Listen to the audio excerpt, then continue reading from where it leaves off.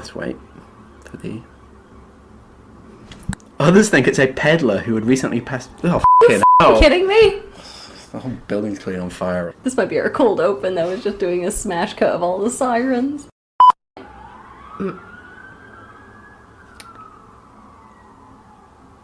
Off, siren. Okay. Also, Mrs. Dolly Winthrop, a kind-hearted and kind of pragmatic... Oh my god. Are you absolutely shitting me? I suppose, like, Nancy is so improbably perfect in a...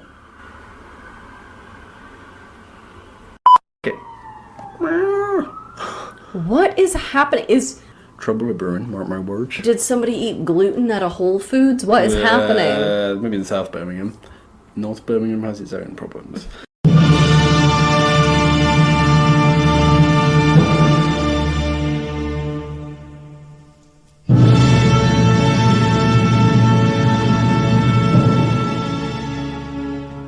Welcome to Save Me From My Shelf, a literature podcast where we take classic tomes off their pedestal to make you less anxious about reading them.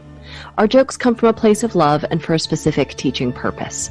However, if you think that making fun of great literature, and maybe some mild swearing, is offensive, this might not be the podcast for you. Hello, you are listening to Save Me From My Shelf. This redcoat billeted in my office is Daniel. This United Empire loyalist sitting opposite me is Abby.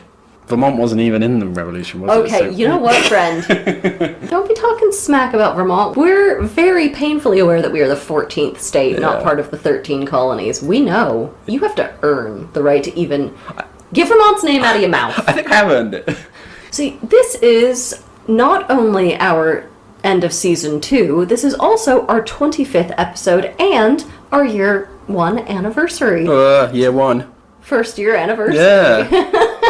Weirdly, this episode should be coming out a year to the day that we released our first episode, Frankenstein, which is a little rough around the edges, but I'm fond of it. We've made some pretty big changes since we released that.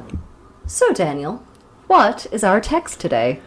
Long-term listeners will know that we've made the occasional foray into the Shakespeare authorship debate. So, do you want to briefly explain? There are different conspiracy theories about if Shakespeare wrote his own works, if he existed at all, if he was one person or two or 10 or what have you. We had that one listener who even claimed that Shakespeare was a fabrication entirely made up by the Warwickshire Tourist Board. Do you remember that one? How could I forget? It's the best letter we've ever received. Yes, it was good. But I kind of realise now that this cannot be true. Because not one of the Bard's plays, except very tentatively As You Like It, is set in his home county. He left the West Midlands for London and forgot about his home region. I ask you, Shakespeare, why can't you be like another of your compatriots, the author of our present text? Yeah, okay, she changed her name, but she never forgot her West Midland roots. It's George Eliot. We're doing 1861's Silas Marner. So, it goes without saying, we are about to spoil this book for you. The trigger warnings are animal injury, death, infertility, drug addiction, miscarriages of justice, and, Daniel helpfully put here, dialect? Yeah, I'm going to be doing some Midlands accents, but I've had a bit of a tour of the British Isles lately, haven't I? And I'm bringing it back home. Are we going to finally hear your real accent? Because I know you're... Yeah, this is my telephone voice. You're poshing it up for the listeners, yeah.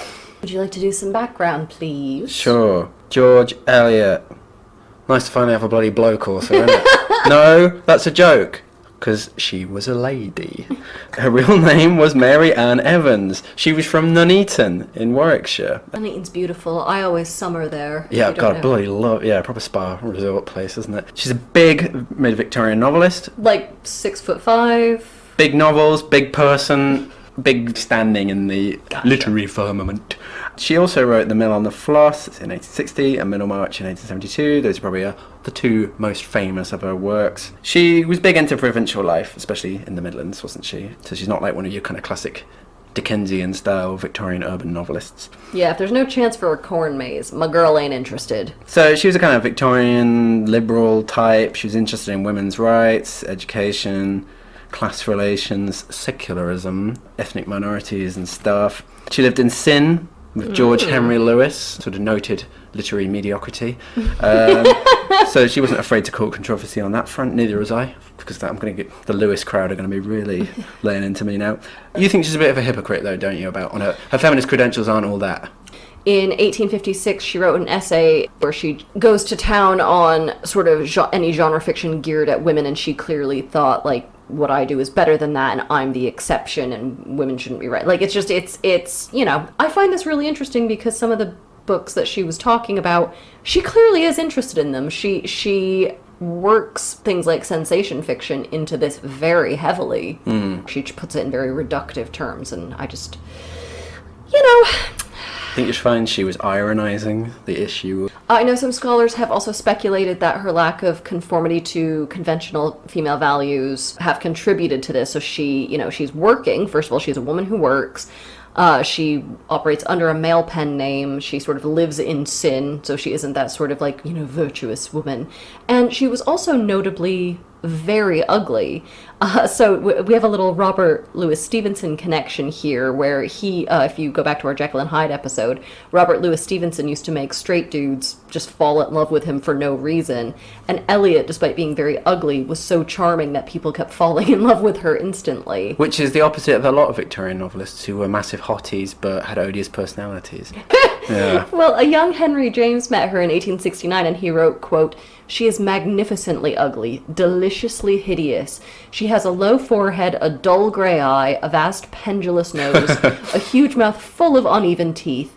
Now in this vast ugliness resides a most powerful beauty, which in a very few minutes steals forth and charms the mind, so that you end as I ended, in falling in love with her. Yes, behold me, literally in love with this great horse-faced blue stocking." Well, that's coming from a gay guy as well. I know, and yeah, Henry James was very likely gay as well, so man, that's a powerful allure. She had another string to her bow, didn't she? Philosophy. She kind of wrote a lot of sort of philosophical essays and stuff and translated some major texts from German idealism. A lot of these were kind of atheistic, weren't they? Friend of the podcast. I'm assuming that the listeners of the podcast take after the hosts and are somewhere between kind of postmoderns, hyper-libertarians and crypto-fascists, and therefore all like Friedrich Nietzsche.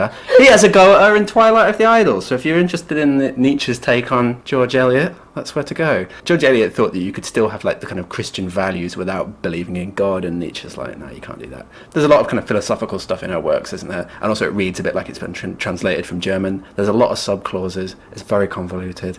Her sentences, yeah, are very, very complex. They're very beautifully written, but you could see the German sort of grammatical structure and things on them.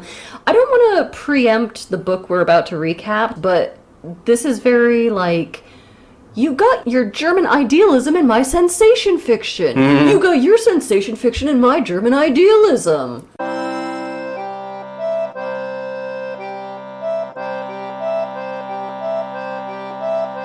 The novel was written in the hypermodern 1860s, but it's set in years past, in the good old days, when peasants were rosy-cheeked and brawny. It's the dawn of the 19th century. The Industrial Revolution is localised only to a few northern cities. It's all just people tugging forelocks and doing like they've done for thousands of years. To everyone else, the kind of lean and grubby industrial workers look a bit like the remnants of a disinherited race. That's a great quotation. Yeah, it's a great line. So there's this weaver named Silas Marner who lives in this rural village named Raveloe.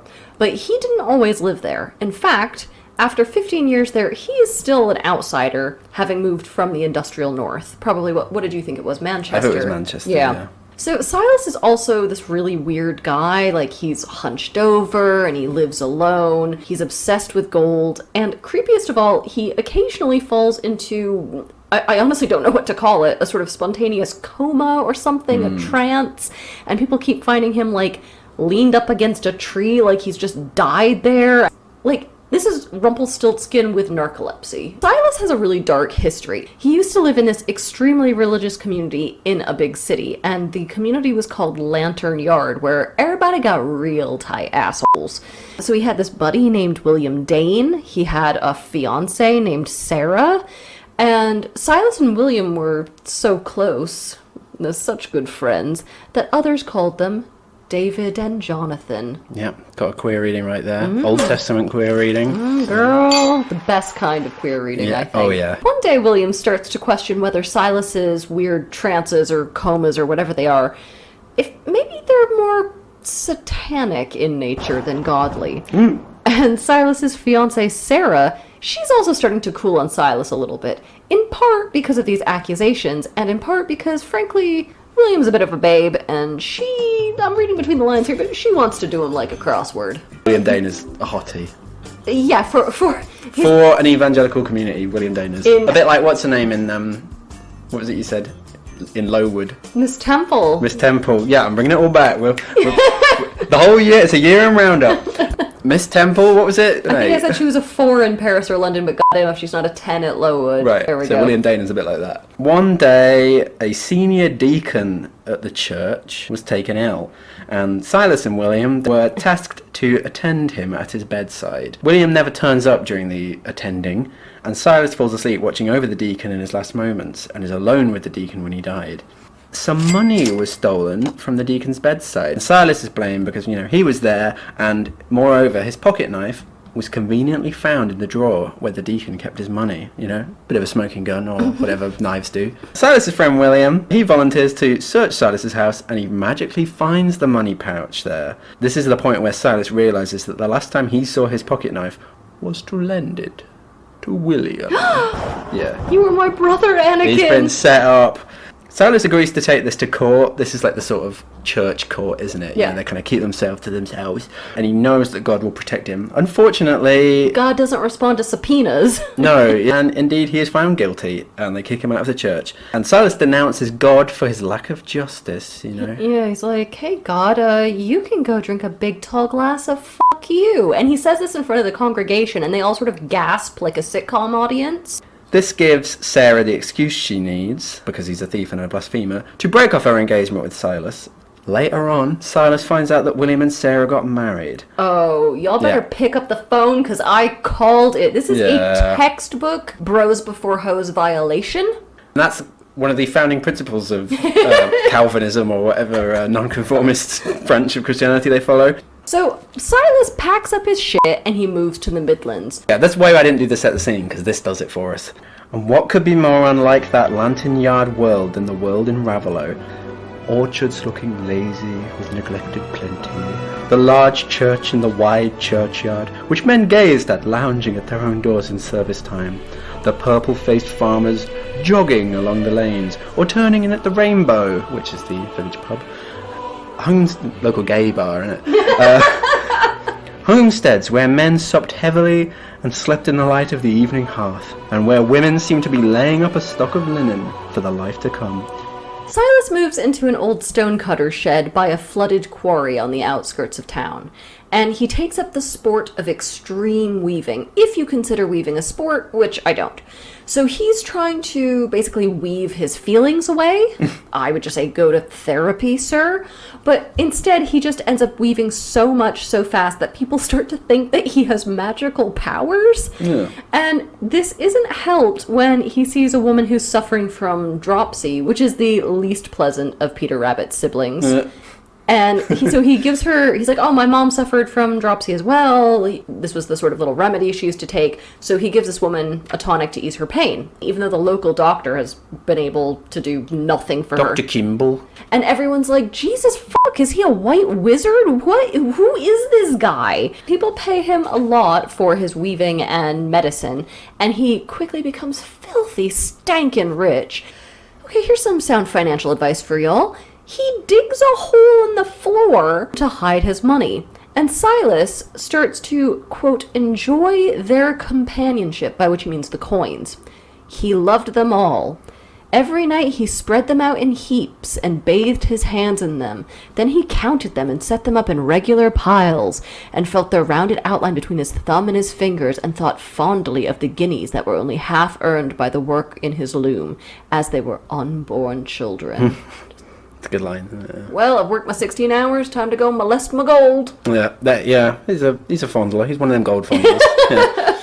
The greatest man in Raveloe was Squire Cass. He's a landowner of the old school, isn't he? He likes to lounge around with his boots on. He eats ham boiled in unctuous liquor. That's a line that we go. I don't know what. What's that? Would that be? Is that rum? Ham boiled in rum. Is that just an It's Always Sunny in Philadelphia joke? Rum-ham. Sounds pretty good. Wake up with a headache after eating it, but... Oh, you would not believe the ham I had last night. Never hamming again. Cass has 2 sons, Godfrey and Dunstan, a.k.a. Dunsey. Which one's the good one, Daniel? If only we had a clue. What were their names again? Godfrey. Yeah. And Dunstan. Do you think Godfrey... Godfrey. Yeah, Dunsey is a sociopath of the highest order, so he's a proper villain, and I think we should give him proper villain music. He's a bit of a boozer. He's a gambler. And a rambler. He's a good time guy. He's a spiteful, jeering fellow who seemed to enjoy his drink the more when other people went dry. Is he single? Yeah. Squire's son, you're going to be somewhere on the twat scale, aren't you? Now, Godfrey's following in his younger brother's footsteps, and it's off-putting his as-good-as-betrothed local rich girl, Nancy Lammeter. You're not a fan of hers, are you? Long story short, Godfrey gave £100 in rents that were intended for his dad, the squire, to Dunsey. £100 in today's money is 87 million pounds. Sorry, I just like seeing the vein throb in your head. I didn't bother with a measuring word for this because I saved it for the big thing later on. You're gonna come in and tell me I'm wrong anyway, so I might as well be really wrong. I think you're probably more... No, you're still going to be wrong. So Godfrey gave Dunsey this money. I don't know why he would have done a thing like that. Maybe we'll find out very shortly. Oh yeah, I remember now. Because Dunsey has a little bit of dirt on Godfrey. He's already married to a local gal of the drunken persuasion called Molly Farron. If their dad finds out, he'll disinherit Godfrey and make Dunsey his heir. First of all, Godfrey, have you considered that maybe you were the reason Molly drinks? So Dunsey's like, here's an idea. Why don't you sell your last remaining valuable possession, your horse, lovely Wildfire? And Godfrey ultimately realises he's in a corner. He decides to let Dunsey sell Wildfire for him at a local horse fair. Just, if Dunsey lived today, he would just, like, be mainlining Four Locos and have a lot of Def Leppard on his iPod. The next day, Dunsey sets off to sell the horse, and he passes that old weirdo Silas Marner's place. Now, he's heard rumors over the years that Silas has a lot of money, and he wonders if maybe he and Godfrey could sort of frat boy bully Silas into lending them some money, put the old squeeze on him. So Dunsey gets a neighbor at the horse fair to buy the horse. The neighbor guy says, okay, bring the horse over to the stables in a bit. And Dunsey's like, sure thing, dummy. Oh, did you say race the horse over to the stables as recklessly as possible? You know, just for shits and gigs, even though everything's going my way. Potentially laming the horse and ruining this whole deal, because don't mind if I do. But Dunsey doesn't just lame the horse. Oh no, that would be for far lesser psychopaths. Instead, Dunsey jumps the horse over a spiked fence, accidentally impaling it. Oh. Now, I can't believe, Daniel, that I get to reuse this very specific Tess of the D'Urbervilles joke, but he shanked Seabiscuit in the motherfucking chest.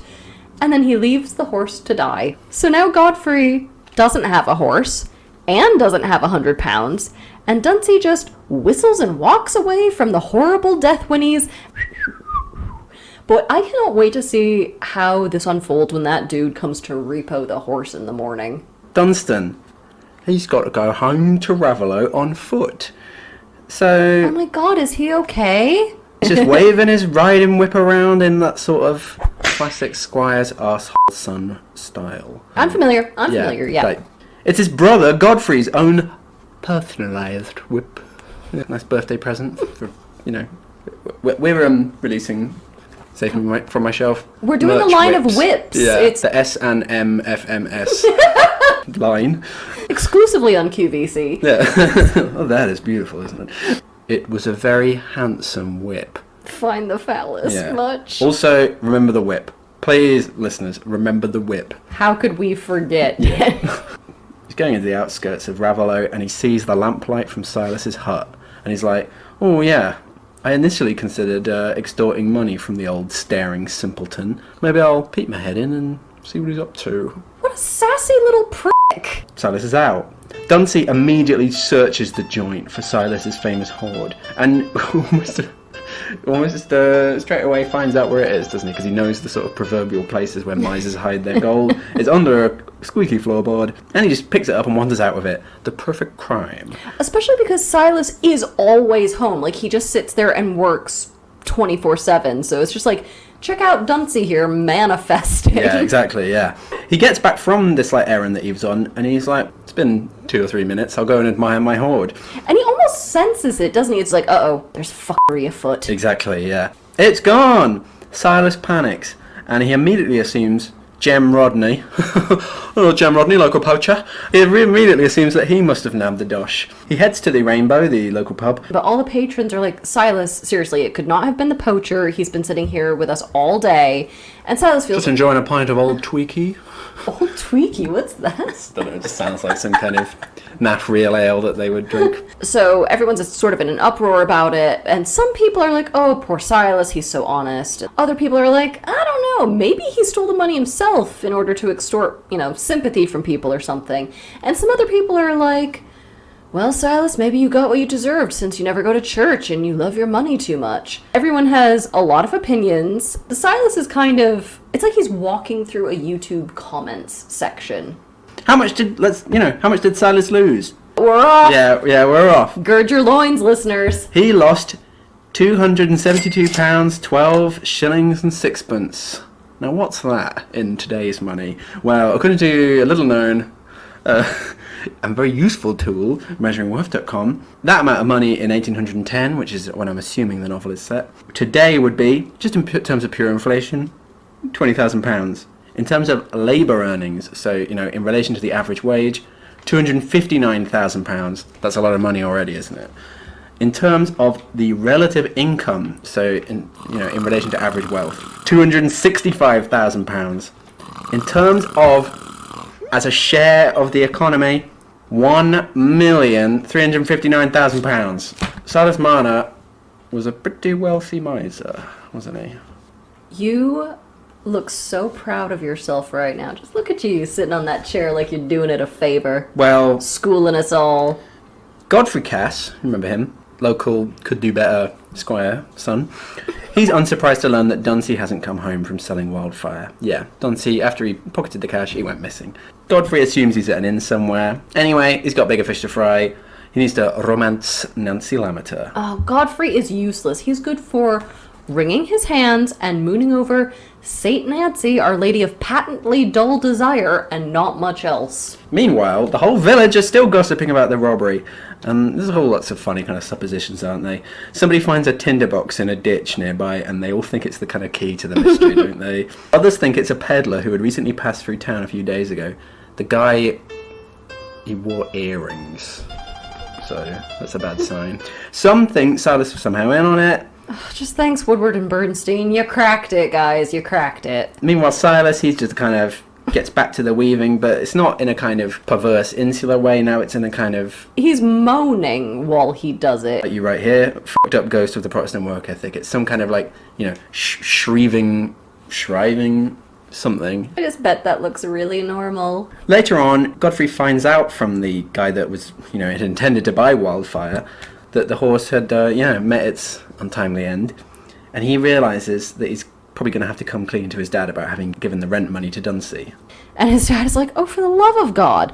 One, I'm going to sell Dunsey's own horse then to pay for this rent money that he stole from me. Two, he is no longer welcome in this house, so I hope I never see him again. Three, why did you let him do this? That's a super weird decision. And four, when are you going to marry Saint Nancy, Our Lady of Disgusting Patriarchal Obedience? And this is when Godfrey, who's about to tell about the secret wife, he just starts scuffing the toe of his shoe going, I don't know. So the dad is like, okay, cards on the table, is Dunsey blackmailing you? Because this seems like a blackmail setup if I've ever seen it. And Godfrey basically screams, no blackmail here, sir! And he sort of death rolls out of the conversation. So, C+ for effort. Christmas is approaching, and the village is still a-talking about the Marner mystery, Marnergate. Well, in fairness, Netflix hasn't been invented yet, so... No, it has not, yeah. This is their Tiger King, this is their making a murderer. The villagers, they all start to pity Silas, don't they? And the richer locals start to bring him leftovers from their Christmas parties, including some pigs... Petitos. Petitos? I say petitos, you say... Apparently that's pig's trotters. Old Mr. Macy. You know him, don't you? Nope. Nope. Alright, well let me tell you who he is. He's a kind of avuncular local blowhard, and he comes to encourage Silas to immerse himself in village life. Also, Mrs. Dolly Winthrop, a kind-hearted and pragmatic peasant woman. She also comes with her son Aaron to give Silas some lard cakes. Flat paste-like articles, much esteemed in Ravelot. That sounds nice, doesn't it? Yeah, paste-like articles. Can I ask you a question about your food obsession, which you have made very present in this podcast? Is this like a repressed British thing where if you eat enough, you don't have enough room for feelings? The Silas and Dolly friendship is my favourite thread in the book, because they do a lot of sort of cultural exchange stuff, don't they? So Dolly's this kind of illiterate peasant, Silas an alienated prole, but they made it work, damn it. They're good pals. Meanwhile, over at the seat of Squire Cass, preparations are being made for a New Year's party for the local elite. Nobody is sorry that Dunsey has so far missed the festivities, nor do they, quote, fear that his absence would be too long. The guy's a Christmas ruiner. Every family has one, and if you think that yours doesn't, I assure you that it's you. Finally, we get to see St. Nancy, Our Lady of Obnoxious Virtue, who is headed to the party on a miserable winter night. And Nancy is portrayed as just being so great because she's dressed in a very plain, sensible dress. She's in her traveling clothes, but she still manages to look really pretty and delicate and womanly. Heck, she even looks more babe-tastic in comparison with her shitty clothes. And they just go on and on about it. I just cannot fucking stand this woman. Can we have this bit? Are you going to keep going? Yeah, please. I need a break. Can we have this bit? Listeners, I want you to remember that very strange line in Beowulf about Grendel's mother.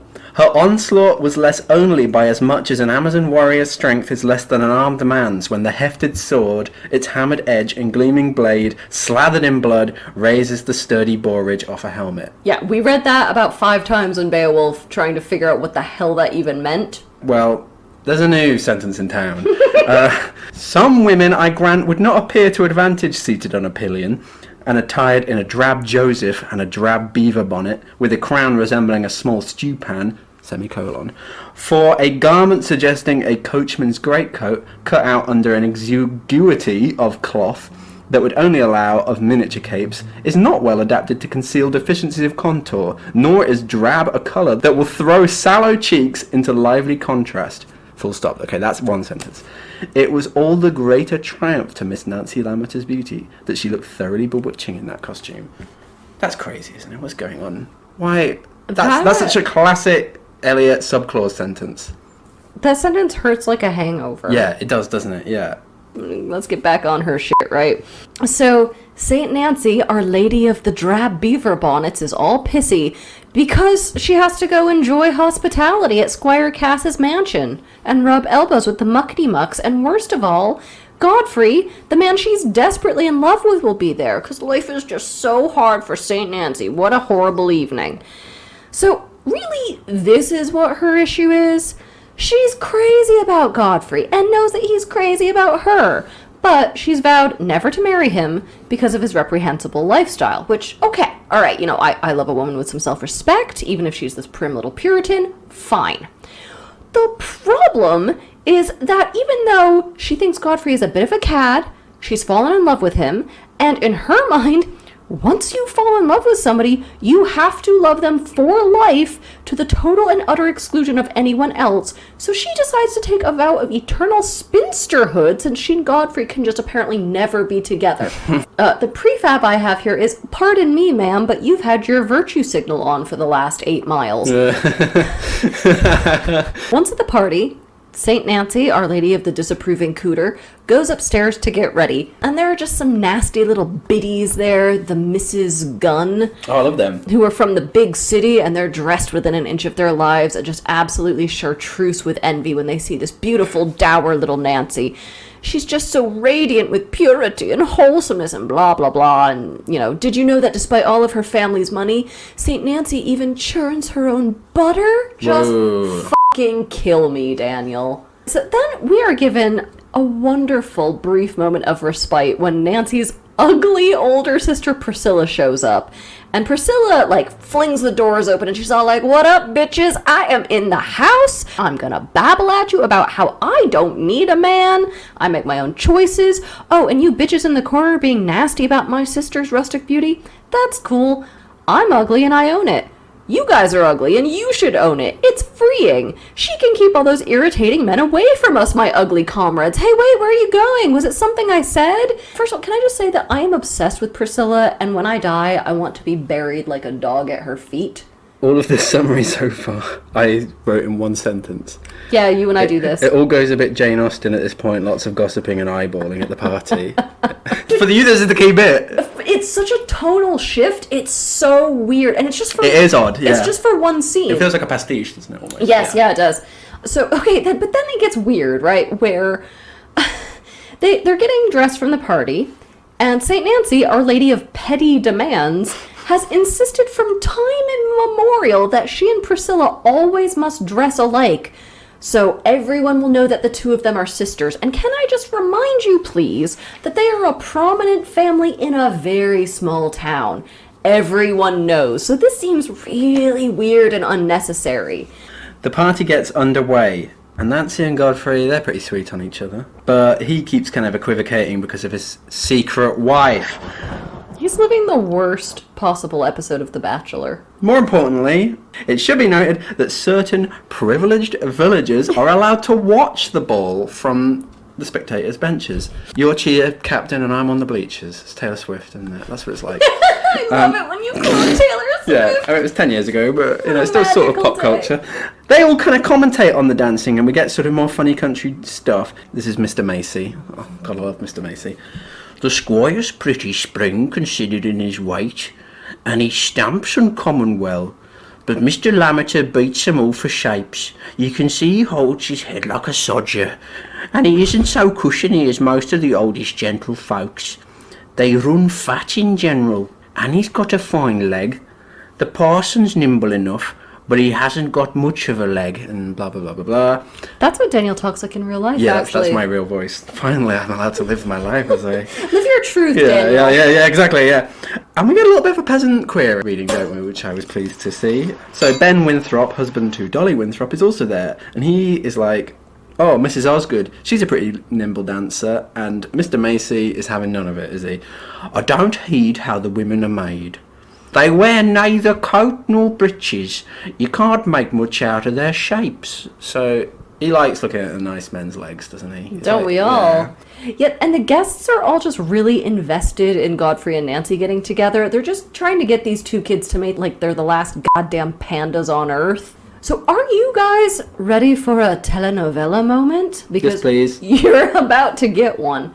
Godfrey's secret wife, Molly, has planned her vengeance on Godfrey for abandoning her.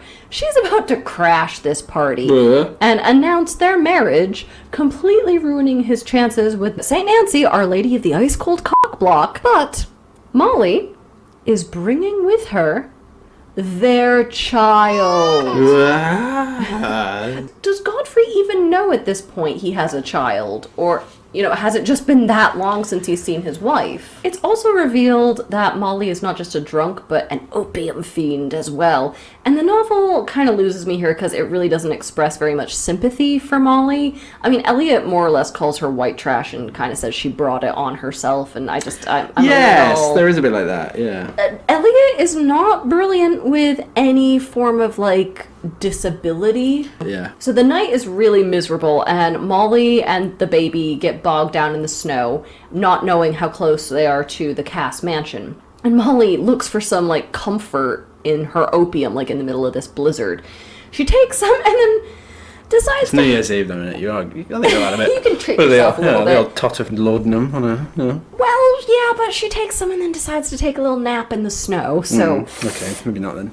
So the toddler, who's like, "It is shit cold outside, I'm gonna go explore while mom sleeps it off," or whatever, she toddles right up to Silas Marner's nearby house. I mean, he did, in fairness to him, he did baby-proof his house, but they keep getting in. And he's gone into one of his convenient trances. That's just classic him. So the toddler, just opens the door and goes and curls up by the fire and goes to sleep. Silas wakes up and sees a giant pile of gold toddler hair in front of the fire, mistakes it for his stolen coins, and thinks, "My money, it came home!"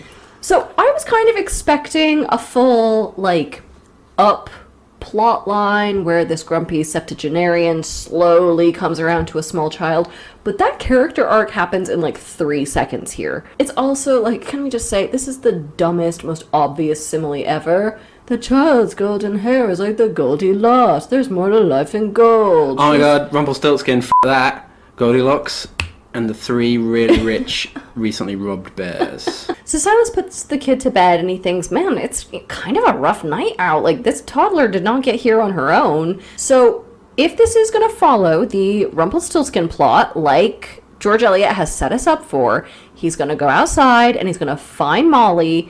And there's going to be some sort of seedy deal for him to keep the kid, and maybe he'll imprison Molly and make her weave for him, right? So just the plot thickens in this moment. But then he goes outside and he sees Molly's corpse about 2 feet away. The plot thinnens. Quote, there was something more than the bush before him. There was a human body with the head sunk low in the furs and half covered with the shaken snow. It's quite a sad bit, isn't it? Yeah. The party's ongoing. We're back at the party, yeah? Cut. It's like a cut. Imagine that, like in a film. Cut. Back to the party. It's ongoing. People are dancing around. Mr. Macy's ogling people. Silas turns up with the child, looking for the village doctor. A woman may be dead! Godfrey Cass clocks his own daughter in Silas's arms. He hears the news and, quote, feels a great throb. There was one terror in his mind at that moment. It was that the woman might not be dead. Jesus Christ. That was an evil terror, an ugly inmate to have found a nestling place in Godfrey's kindly disposition. So he knew he had a kid then. Yep. A kid that he left with no financial support, with a woman he knew was a sort of danger to herself as a drug addict, and he did not even check in or help them out. Great. He done wrong. Some of the village women volunteer to take the child off Silas's hands, but he can't part with her. I can't let it go. It's come to me. I've a right to keep it. That's how Silas talks. He's from Manchester. Silas wants to keep the kid. The doctor and a bunch of other villagers, they all head over to inspect Molly, and she is indeed dead. Godfrey suppresses any visible display of relief, good guy, and he's like, great, I can marry Nancy now. This is a Maury episode! This is why my copy of the book is in rough shape, because I was trying to shake all the bullshit out. Yeah. Silas is pretty firm about keeping her, so Godfrey's like, well, here's a guinea for your troubles. And there's nothing, it's not like I owe her or anything, it's just noblesse oblige, What a good guy. Yeah, what a good fellow. And aside from his marred conscience, Godfrey's got away scot-free. So he's like, I'm going to go back to the party now. Still time to catch the DJ set. I'm going to go and romance Nancy. So that's a pretty good night for Godfrey, I think. So Silas takes care of the baby for a bit, and his buddy Dolly helps out, and the village is really surprised by this turn of events, but thinks, this is actually pretty sweet. And Dolly talks the non-religious Silas into baptizing the baby, and they realize that he needs to think of a name for her. This is a genuine question, I wonder what Molly called her. We never find out what the baby's name is before. That's a good point, yeah. Does Godfrey even know? Because I don't think... They talk about the possibility that might have been baptised twice, don't they? But they never actually confirm that, nor under what name it would have therefore been baptised. Silas decides to name the baby Hepzibah. But, I guess, in fairness to Silas, I guess you don't realize how many people you hate until you have to name a baby. He decides to call the baby Epi for short. So he gets Epi baptized and decides, he might as well rebaptize himself, and they start going to church, and the baby warms his heart cockles and turns him into a real person, and the community just loves them, and they have these delightful long afternoons playing in meadows and dancing in sunlight, and it's all perfectly revolting. I was very moved by all this. Let me just read this bit that I'm afraid to say I was moved by it. As the weeks grew into months, the child created fresh links between his life and the lives from which he had hitherto shrunk continually. Unlike the gold which needed nothing, Eppie was a creature of endless claims and ever-growing desires, seeking and loving sunshine, making trial of everything with trust in due joy, and stirring the human kindness in all eyes that looked on her. I was pretty touched by that. Oh, Daniel, you're a big old softie. I am a softie. I think you might be like bread or memory foam. That's how soft you are. I was like, oh, it's going to be loads of like hilarious 3 men and a baby style scenes with this kind of miser trying to raise the baby. Not only are we more than halfway through the novel before he gets the baby, there's hardly any of those scenes, are there? Between the moments of psychomoral development, we get this. Eppie is 3. She's developed a fine capacity for mischief and for devising ingenious ways of being troublesome. Ha ha ha. That's what toddlers are like. Dolly Winthrop tells Silas he's going to have to discipline her. Here are his 2 options. 1, smack her. That's my vote. Corporal punishment, yeah. We very much espouse smacking kids on this podcast. I think I can speak for Daniel and myself. It's spanking season and I'm a hankering for a spankering. So, that's option 1. That's The Simpsons. Option 2, shut her up once in the coal hole. That'll scare him straight. During those periods of his workday, he ties Eppie to the loom with a very kind of long bit of linen so she doesn't wander off. One day, he leaves his scissors to one side, you know, like you're meant to do near small children. She finds the scissors and cuts the linen and wanders off. Silas is terrified that she may have fallen in the nearby flooded quarry. Remember the flooded quarry, everyone? He thinks Eppie's dead. Ha ha ha. No, she's not. Eppie, she done wrong. Silas is like, now's time to try out the old coal hole trick. So he briefly puts her in the coal hole as a punishment. And she comes out and is like, well, I won't do it again. Later that day, she's covered in soot.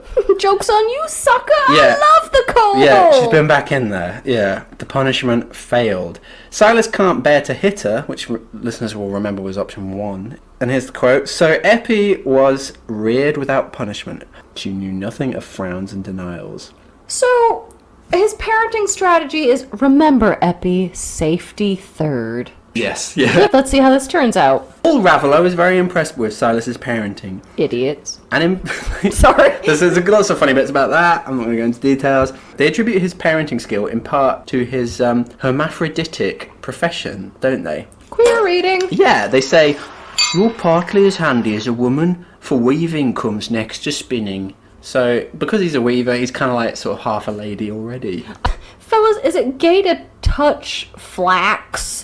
Yeah, I think so, yeah. All's going well for Eppie and Silas.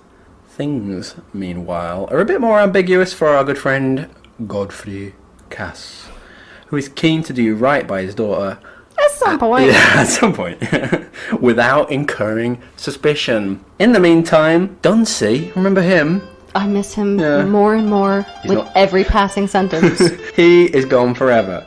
I cannot wait for the 3rd act that Eliot has clearly set up, where Dunsey's gonna come back and just stir Go this motherfuckers! yeah. The first time I read this, I was genuinely like, Dunsey is gonna come back and... Oh, actually, it's when they talk about her hair. I was like, he's gonna seduce Eppie. It's when she, like, grows up, when they're, like, 16 years later. That's great. But then there's obviously, like, he's her uncle and nobody knows. And, like, but, like, that's what they're setting up. Go on then, yeah, give us your Chekhov's gun reading. Well, so we've set up this whole thing with Eppie. The kid's spoiled. And Dunsey is mysteriously gone for all this time. So we have The that. kid's descended from debauches. Yes, Wow. exactly. But also, there's this huge fixation on her hair. And if there's one thing I want you to take away from this podcast, it's that in Victorian literature, if you fixate on a woman's sumptuous hair, that equates it with sexuality. Trouble a brewing. Yes. So, and the fact, she has no discipline whatsoever. They've loaded Chekhov's hair and Chekhov's Dunsey. Like, All it takes, isn't it? 2 Chekhov's things, you're going to get a Chekhov off for fun. Basic literary theory. 16 years later. So Eppie has managed, miraculously, not to die. She's grown up. Squire Cass is dead.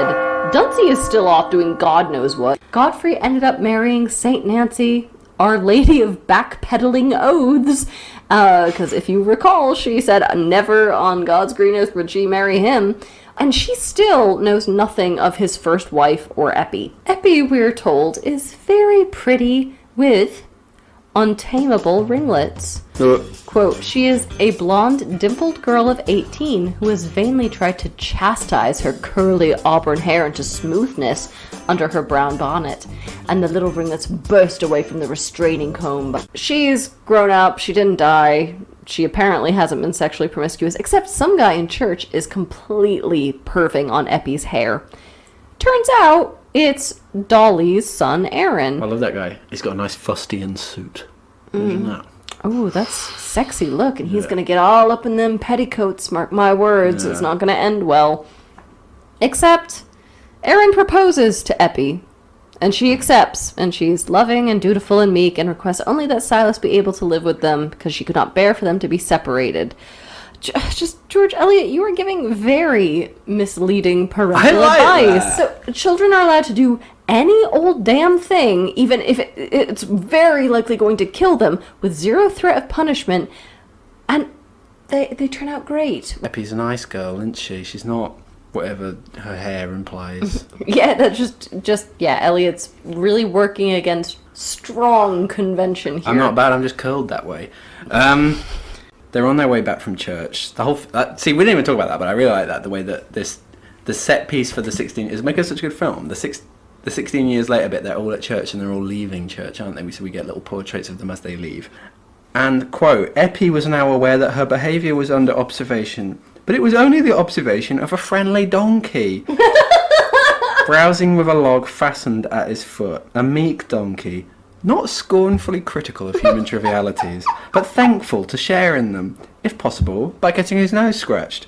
And Eppie did not fail to gratify him with her usual notice, though it was attended with the inconvenience of his following them, painfully, up to the very door of their home. Is this literature's most complex donkey? I'm trying to think of another one. Eeyore?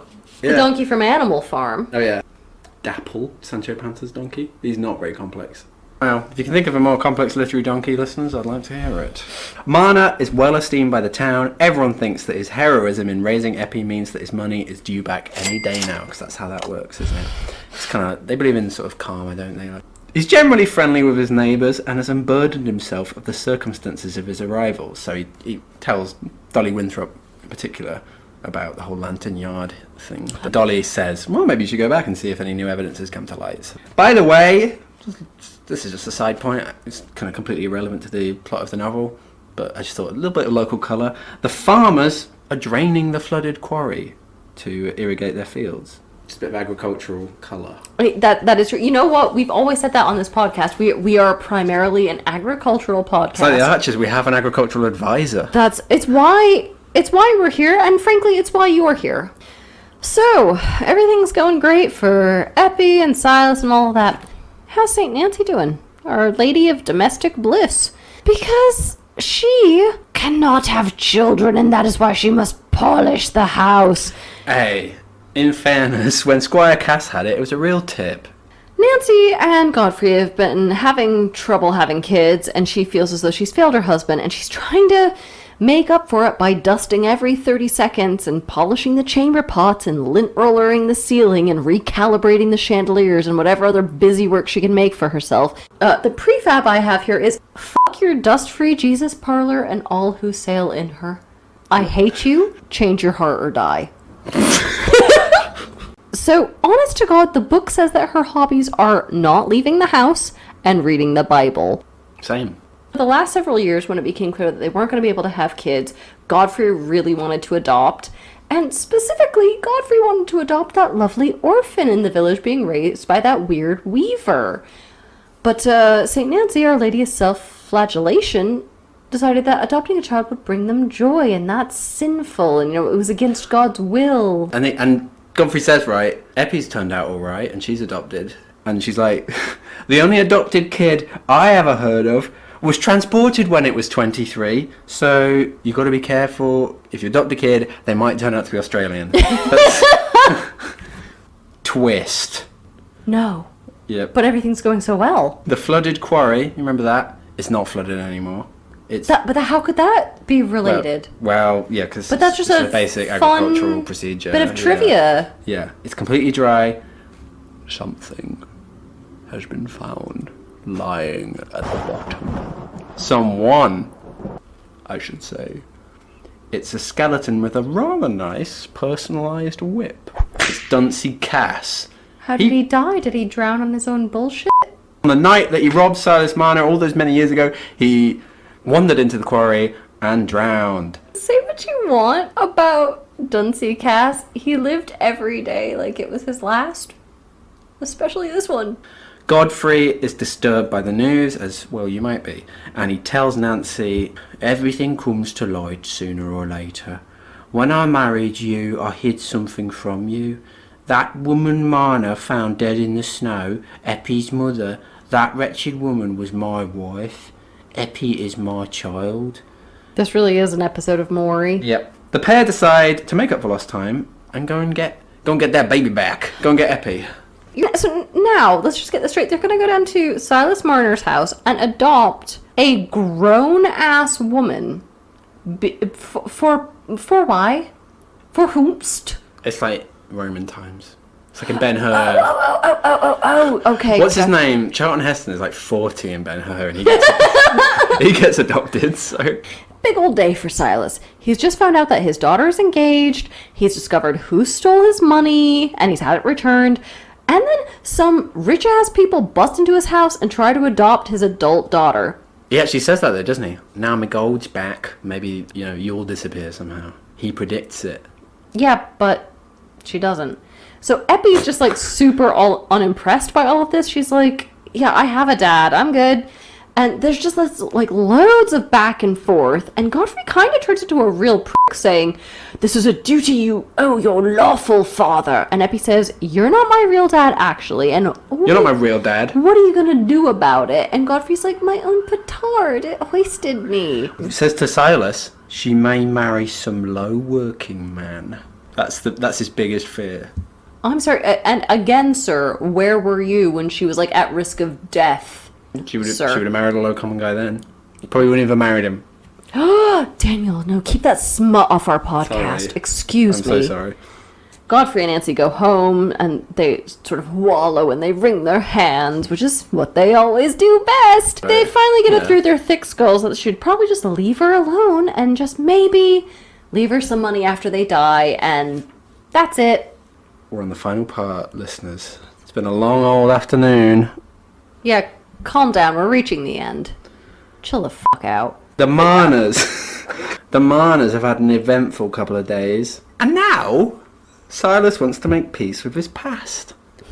After 30 years since coming to Raveloe, he decides to go back north to visit Lantern Yard. They arrive in Silas's hometown and it's completely changed. It's now a great manufacturing town. They eventually find where Lantern Yard was, but it's gone. There's a big factory there now. The old place is all swept away, its congregations scattered. Silas will never get justice.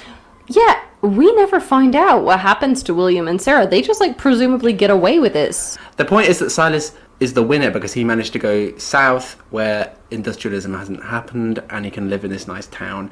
William and Sarah, the assumption is they become further immiserated and proletarianized. Well, I wish them many unpleasant children. Yeah. The point is it doesn't even really matter, right? Because Silas is happy. That's what... So, yeah. Ew, the best revenge is living well. I'm afraid so. Ew. The novel ends with the wedding of Eppie and Aaron Winthrop. You won't be giving me away, father, Eppie tells Silas. You'll only be taking Aaron to be a son to you. It's so beautiful. I know, yeah, come on, don't... You're gonna set me off. Nancy provided Eppie's dress. Yeah, Nancy's still on the scene. It's fine, everyone's made friends. Was it her dress with the fucking beaver bonnet? Because I'd be like, thanks, no thanks.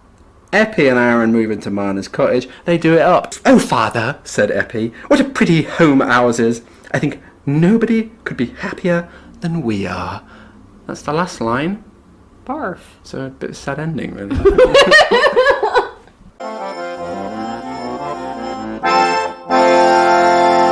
So, would you like some casting? Yes, please. We're dealing a lot in this book with the silence of God. And there's an ever so slightly cartoonish, fable-ish character to this, right? It's sort of, it's like a grim comedy. So a kind of Death of God cartoon. Ingmar Bergman. Oh, right. He does a lot with comedic elements in very, very serious works. He deals a lot with fable and folklore and things like that. This is pretty good. Let's talk about the 1990s sort of sentimental comedy adaptation starring Steve Martin, and it's set in the 90s. I watched the trailer. It looks awful. I feel genuinely distressed by this. A lot of the things that they do only really work because it's the 1810s. Yes, yeah, for sure. And they wouldn't work in the 1990s. Like a weird man who found a baby wouldn't necessarily get to keep the baby. Yeah, that's... And a weird man who had loads of money wouldn't necessarily just have it in his house. And if he did have it in his house, it wouldn't necessarily get preserved if it fell to the bottom of a lake. They make it so it does because it's some antique coins. A lot of this doesn't make any sense. They change it so Godfrey's more of a villain. I think they change it so that the Godfrey character kills Dunsey as well. Nice. Yeah, so there you go. I respect... yeah, something for you. Frankly, frankly, like you were talking about Godfrey being a complex character, I think that would have been a really interesting moment of, I'm a man of faith in God and I'm trying to be better for this woman, but like then tapping into these baser instincts. That would have... I've got this knob end of a brother. He is a worse person than me. It would be better for everyone if he just didn't exist. Like, that would have been a much more interesting turn. Dunsey Cass should be destroyed. Humanely destroyed. No, but I think in terms of making Godfrey a much more interesting character, I'm like, that was the thing that needed to happen. So now we have our segment, Bad Goodreads Reviews. I didn't like this book. I don't regard this book as a deserved classic. It should have been relegated to anonymity. Life isn't fair. I don't want to sound like a real sentimental type, but at the end of the year... Yeah? I've enjoyed every book. Have you? Yeah. Have you actually? Yeah, I have, yeah. Daniel, I wasn't expecting that. I really was not expecting Even that. Even Orlando. You weren't that fussed by Pamela, because I remember you bitching about it. That's the thing, but like doing the podcast actually made it better. And there were parts of it that I did like. But this is why it's so important to talk about media with people in your life. Like, there's so many books that I'd be like, well, that was shit. The number of times you and I have talked each other into going, God, I hated that, and we chit-chat about it, and we're like, okay, but the 19th thing was also great, and then like we sort of like are like, shit, did we just convince ourselves that we liked it? Analysis. The kind of Eliot's sense of plotting is quite counterintuitive, and this, as you say here, there's a lot of unresolved plot threads. I could see why people would not like this, because she gears it up to be a sort of fable, so you expect certain notes from this. This is very, very clearly a Rumpelstiltskin narrative. And then she undoes this, and she's also working in the period of sensation fiction, which, again, has a certain, I don't want to say formula, but, like, you expect certain things. Like, if you load Chekhov's gun, it's much like a whodunit. You expect to see returns. And she doesn't do that because she's a burgeoning realist, and that's occasionally frustrating in the way that the real world is frustrating. But it's almost deliberate, isn't it? Yeah, of course it's deliberate. In terms of unresolved plot threads, or, you know, Chekhov's gun not going off, the subplot with the tin box and the suspicious foreign peddler, that comes to But we know nothing. That's stupid. Yes, yeah. and okay, so fine. That's almost telling us that not to overinterpret things, isn't right, it? yes. Yeah. So that's fine, but I just want to... There's a funny bit. Silas's weird trances, which completely peter out after he gets epi. Yeah. Are they just like, sorry, I was acting weird, it was purely to forward the plot? Why are there so many parallels to Rumpelstiltskin if that's... I like that. I like it's an anti-Rumpelstiltskin story, okay, isn't it? fine, I'll entertain that. She's adopting the folktale models, and she talks a lot about folk knowledge, doesn't she? But the it actual ends, execution is a bit different. But it ends on, again, a sort of folktale, impossibly, absurdly coincidental happy ending where everyone gets what they want, but like she departs from... Well, not really. Godfrey and Nancy didn't.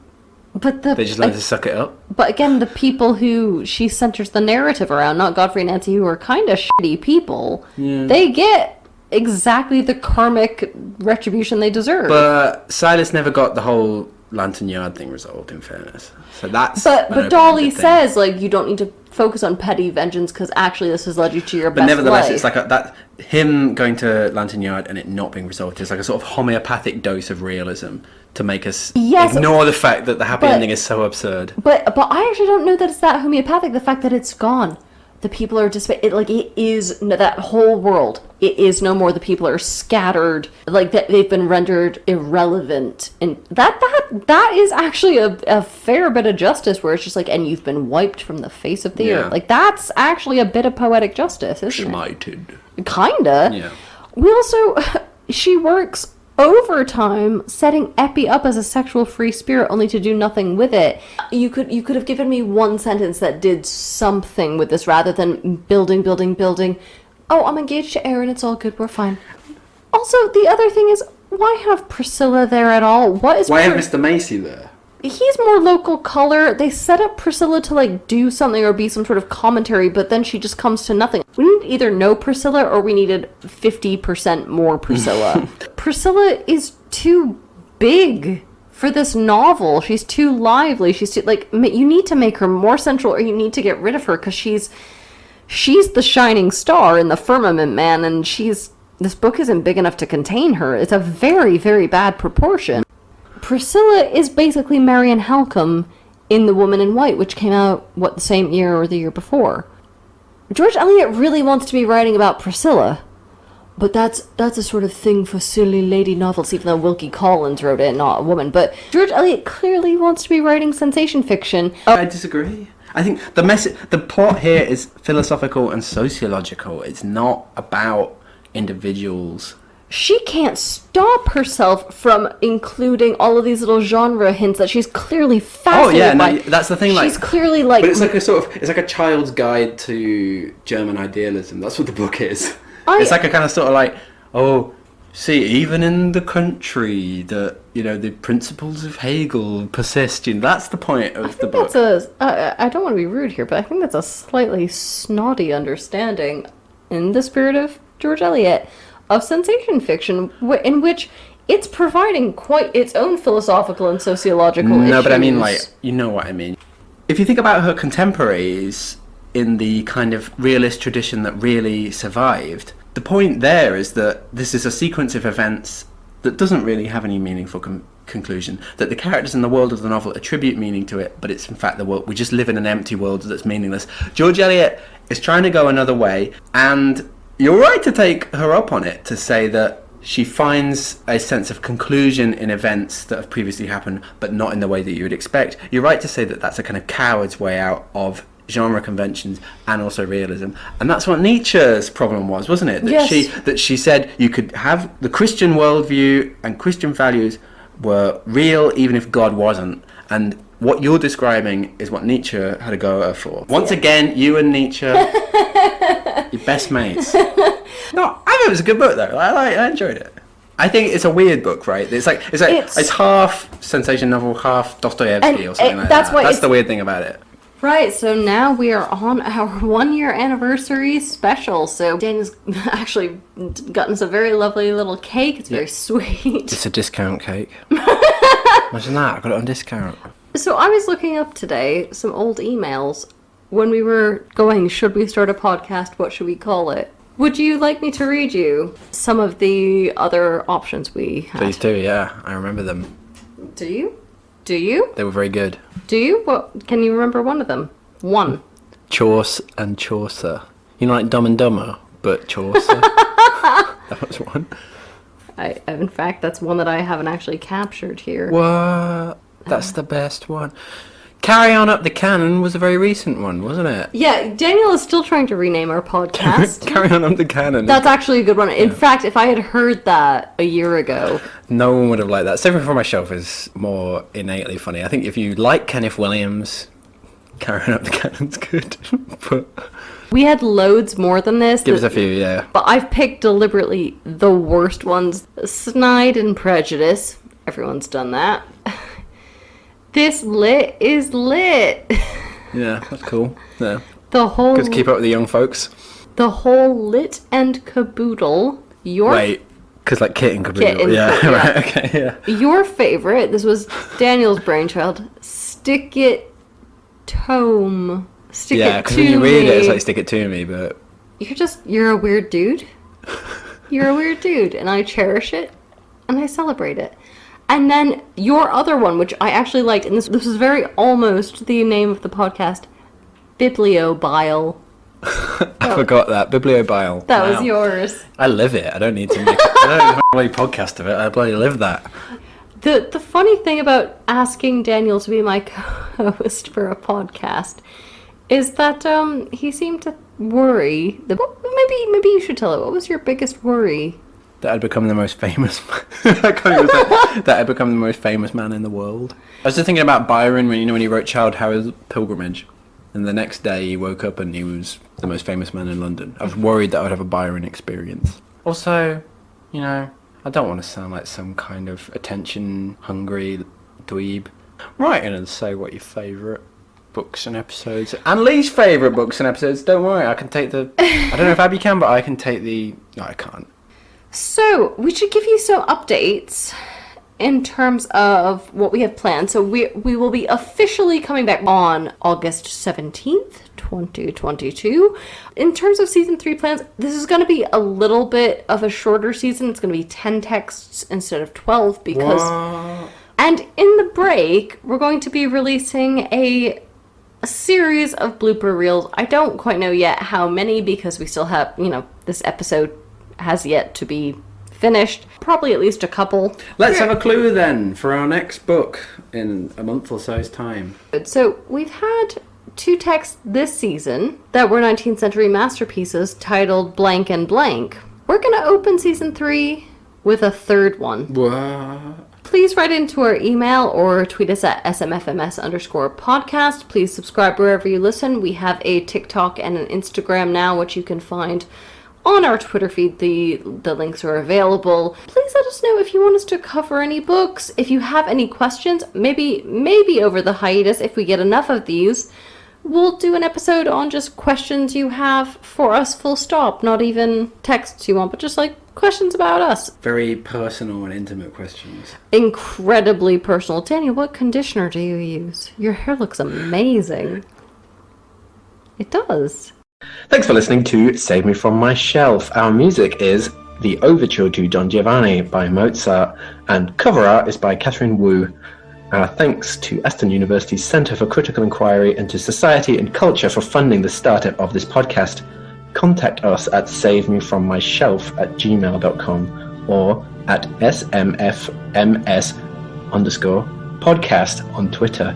And do not, I'm going to remind you, do not forget to rate, review, and subscribe. Do not forget. Thank you.